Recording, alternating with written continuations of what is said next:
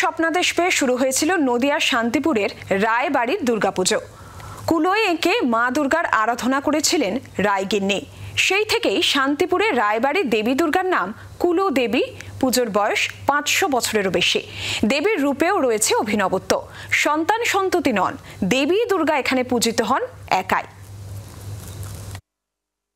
করেছিলেন সেই থেকে শান্তিপুরের রায়বাড়ির দেবী দুর্গার নাম কুলো দেবী। পুজোকে ঘিরে রয়েছে নানান গল্প। কথিত আছে রায়বাড়ির কর্ত্রীকে স্বপ্নাদেশ দেন স্বয়ং দেবী দুর্গা। পারিবারিক অবস্থা সচ্ছল না হওয়ায় কুলোর ওপর মা দুর্গার ছবি এঁকে পুজো শুরু হয় রায় পরিবারে।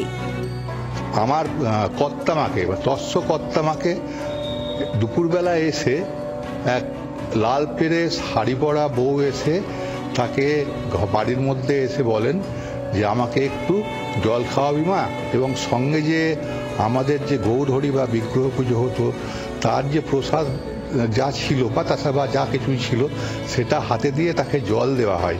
রাত্রিবেলা স্বপ্নে দেখাতেন যে আমি তোর বাড়িতে গেলাম, আমাকে তুই চিনতে পারলি না।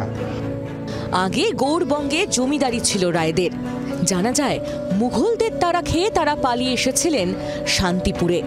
তখন থেকে পাকাপাকিভাবে শান্তিপুরেই শুরু হয় দেবী দুর্গার আরাধনা।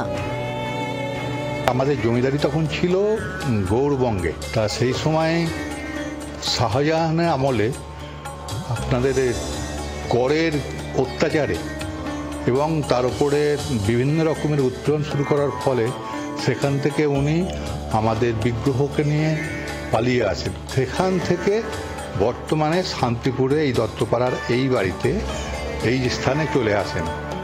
এই পুজোয় রয়েছে বিশেষ রীতি।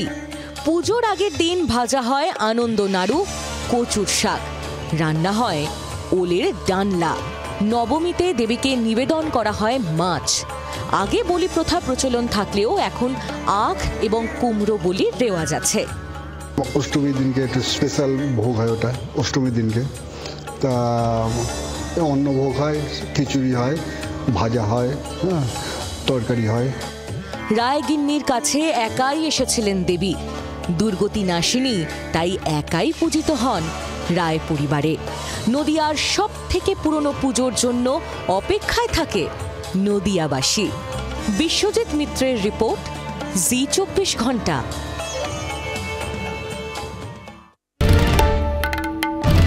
বাংলার আওয়াজ, বাঙালির আবেগ, জি 24 ঘন্টা।